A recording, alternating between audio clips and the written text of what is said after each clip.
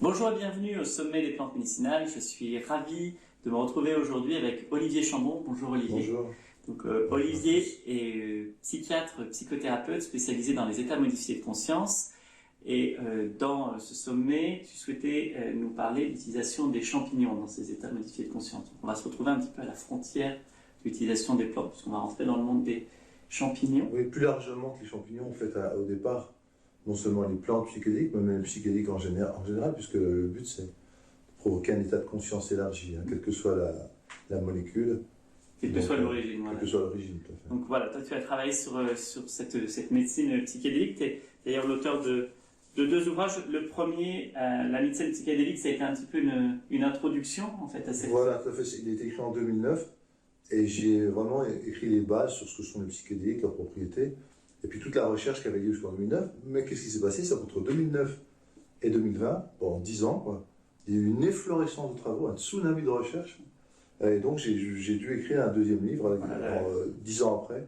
Tu as la révolution psychédélique, quoi, en fait, tu fais un retour en fait sur... Je présente toute l'actualité sur le psychédélique, à quel point ils sont en train de prendre leur place comme médecine reconnue, et peut-être même dans 2 ans ou 3 ans, aux États-Unis ou en Angleterre, ils vont être prescrits sur ordonnance, légalement, pour certaines indications bien précises, et probablement dans des cliniques, non pas au cabinet généraliste.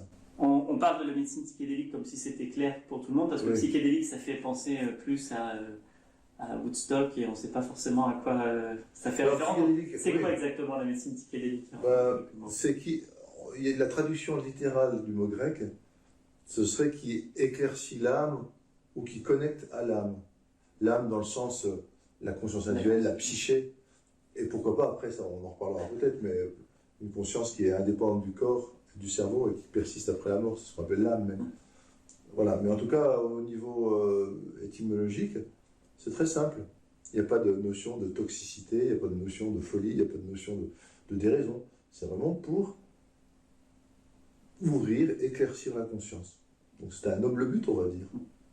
Mais c'est intéressant que tu amènes cette notion-là, parce qu'on a un peu cette idée-là que peut-être que l'association est mauvaise, mais que les plantes ou champignons hallucinogènes sont toxiques. Alors, est-ce que tu vas faire une différence entre ceux que tu utilises qui sont dits hallucinogènes et ceux que tu utilises en médecine psychédélique? Moi, je ne suis pas d'accord avec le terme hallucinogène, parce que hallucinogène, pour un psychiatre, ça veut dire quelqu'un qui voit des choses qui n'existent pas. On parle de vision, c'est-à-dire que les psychédéliques ouvrent la porte à la perception de champs de conscience extérieurs au sujet, qui sont habituellement invisibles pour ses yeux, mais lui changeant de fréquence et n'ayant plus un inhibiteur, parce que dans le cerveau, on a un inhibiteur pour limiter nos entrées, nos inputs de conscience, nos sensoriels. Sinon, on serait complètement débordé, parce que pour s'adapter à la vie quotidienne, il faut vraiment sélectionner, trier l'information. Si on est en pleine conscience de tout, c'est le cas. Invivable. Donc, on a une sorte de filtre, de valve de réduction, disait Aldous Huxley.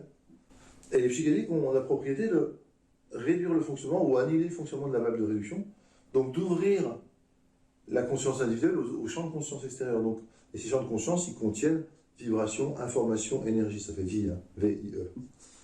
Et ils sont capables de créer de l'ordre, de l'harmonie et de l'intelligence. On appelle ça de la négantropie. C'est pas uniquement une ouverture, en fait.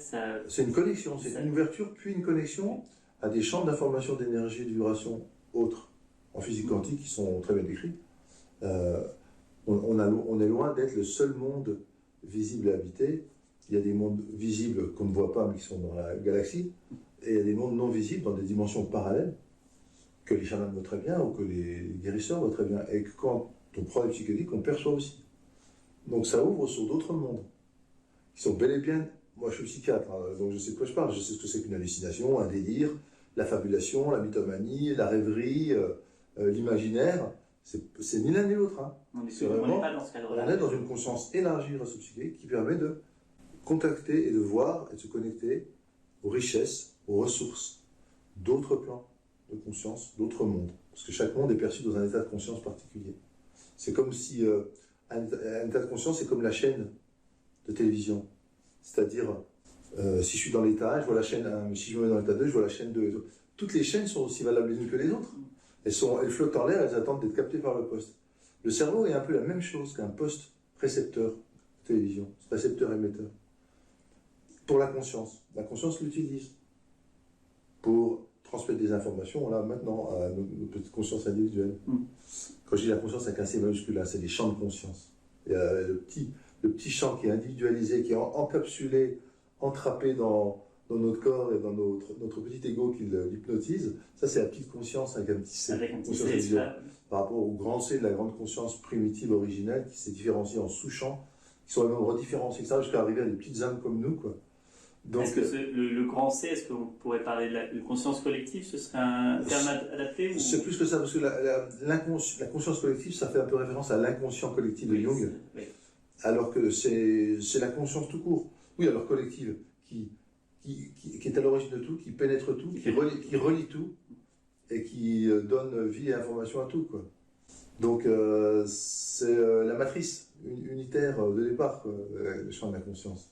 On pourrait dire que c'est Dieu 2.0, hein, c'est l'équivalent de Dieu, mais on va le garder, vu par la physique quantique, ou par la cosmologie, ou l'astrophysique, enfin toutes les grandes sciences de la conscience, par exemple, qui s'intéressent aux expériences de mort imminente, au chamanisme, à tous les états élargis de conscience non psychédéliques, parce qu'attention, il y a de multiples façons d'arriver à ce résultat.